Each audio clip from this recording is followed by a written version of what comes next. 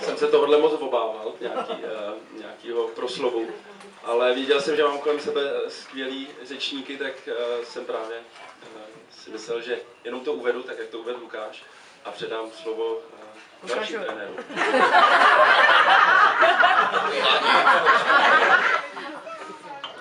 Já je říkat nebudu úplně. Vy všichni znáte. Velká směr. Teď bychom ještě poprosili o to zhodnocení. Děkuji za slovo. Samozřejmě já mám na srdci spoustu věcí, ale v základě bych chtěl jenom říct, že bylo to příjemné s váma 2 roky pracovat, řádit na hřišti, zkoušet různé věci. A jenom jsem chtěl říct, že samozřejmě tím, že odcházím od vás, tak rozhodně vás nepřestanu sledovat.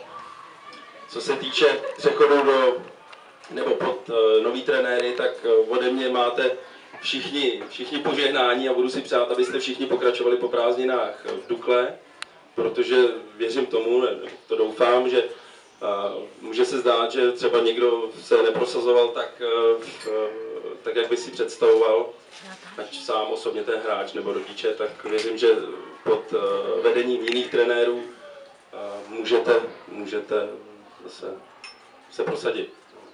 Bo naopak jinak se projevit, líp se projevovat.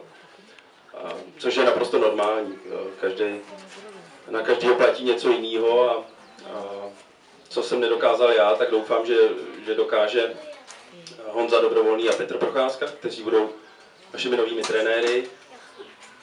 Ještě na doplnění jsem zaslech, že možná i Radim Zika, kterýho všichni znáte z 0 projekt, takže nemyslím si, že byste se měli něčeho bát. A ty trenéry všichni znáte. Takže jenom pevně doufám, že prokážete nebo budete prokazovat své nejlepší schopnosti a dovednosti v dalších letech.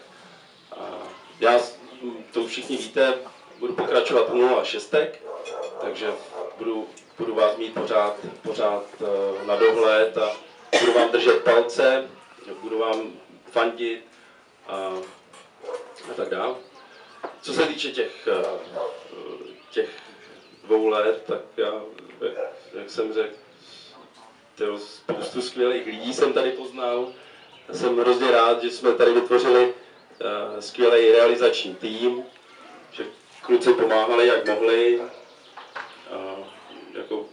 Já nevím, já bych to nechtěl moc okecávat, ale chtěl bych vyjádřit jako ten dík, protože kolikrát to pro mě osobně nebylo moc jednoduché, ale tím, že prostě tady byli takový, nebo jsou tady takový lidi, tak o to jednodušší bylo přijít.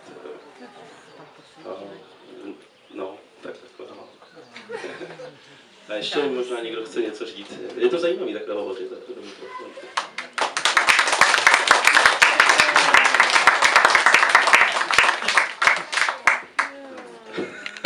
Všechno se to nahrává dneska. Že to tam jde. Já jsem Jirko, měl něco pro tebe připraveného. Chtěl jsem to dáš nakonec, ale ty jsi to tak uvedl, že to musím vytáhnout.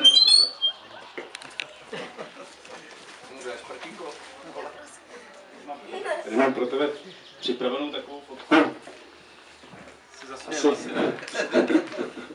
Asi budeš vidět, co to znamená.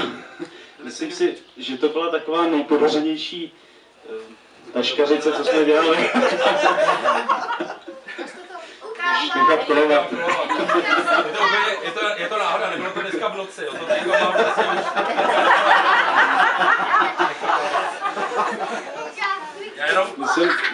Musím říct, že tohleto soustředění se opravdu povedlo. Tohleto zvíře k tomu náramně jako pomohlo, že jsme se asi stmelili, vyhuny. A musím ti poděkovat teda za všechno, protože zase jsem vyrost. Já jsem jenom bych řekl, nebo bych to uvedl na pravou míru, protože sice Aleš mě vyfotil teď jako to prostě taky mě Aleš vyfotil s prasetem divokým, respektive se sviní, ale pravda je taková, že většinu noci s ní spal tady Huny.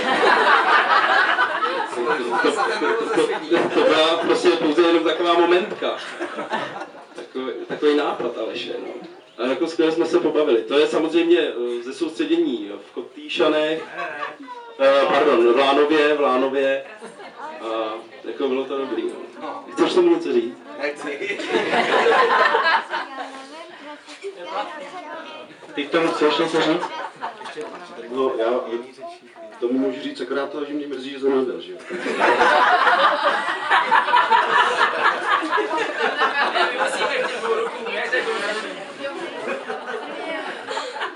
Nicméně bych za nás všechny chtěl poděkovat Jirkovi za jeho přístup ke klukům, k fotbalu, k tréninku, jak precizně připravoval všechny tréninky.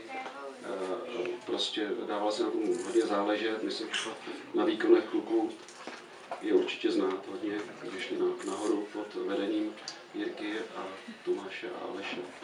A Lukáše.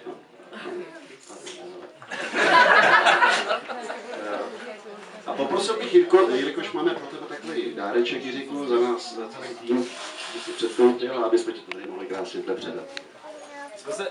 My jsme se především tady sešli, aby jsme dětem rozdávali dárky. Tak já... Všichni víme, že ty jsi takový malý dítě.